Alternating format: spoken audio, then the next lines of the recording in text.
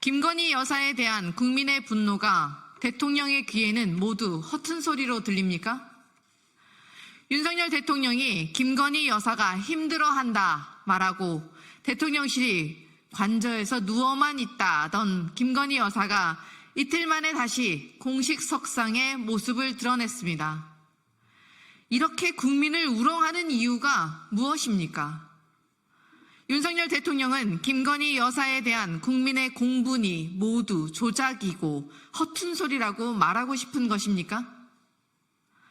오늘 한국갤럽에서마저도 국정 지지율 20% 최저치를 기록했습니다. 부정평가 이유 1위가 민생에서 김건희 여사 문제로 바뀌었습니다.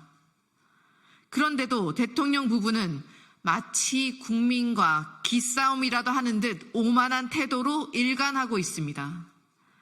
윤석열 대통령 취임 고작 2년여 만에 대한민국이 민주공화국에서 김건희 왕국이 되었습니다. 김건희 한 사람을 위해 국가기관들이 동원되고 김건희 한 사람을 지키기 위해 온갖 파렴치한 거짓말을 늘어놓고 있습니다.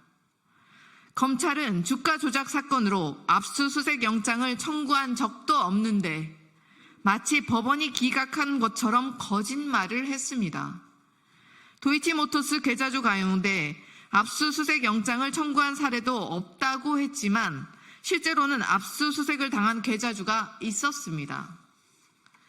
김건희 여사 황제 관람으로 비판받는 KTV 공연에 대해 13일 전 보고를 받았던 대통령실은 정작 녹화 한 달 전에 직접 현장까지 챙겼던 것으로 밝혀졌습니다.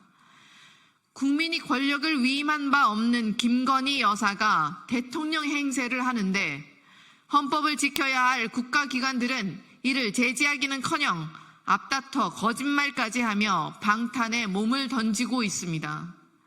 게다가 김건희 여사가 여당의 공천을 좌지우지했다는 폭로는 눈덩이처럼 커져만 가고 있습니다. 김건희 여사에게 충성만 맹세하면 자리와 이익을 약속받는 김건희 절대 왕조가 탄생했습니다. 당무 개입은 기본이고 국정농단은 일상이 아니었나 싶을 정도입니다. 그 어느 정권에서도 볼 수 없던 괴기한 윤석열, 김건희 공동정권의 탄생을 국민 누구도 동의한 적 없습니다. 국민을 바보로 여기지 않는다면 이렇게 파렴치한 국정농단을 벌일 수는 없습니다. 벌고숭이 임금님의 불통과 아집이 국정 붕괴와 국민의 심판을 재촉하고 있음을 경고합니다. 국정농단에 부역하는 자들 역시 법의 심판대에 서게 될 것임을 강력히 경고합니다.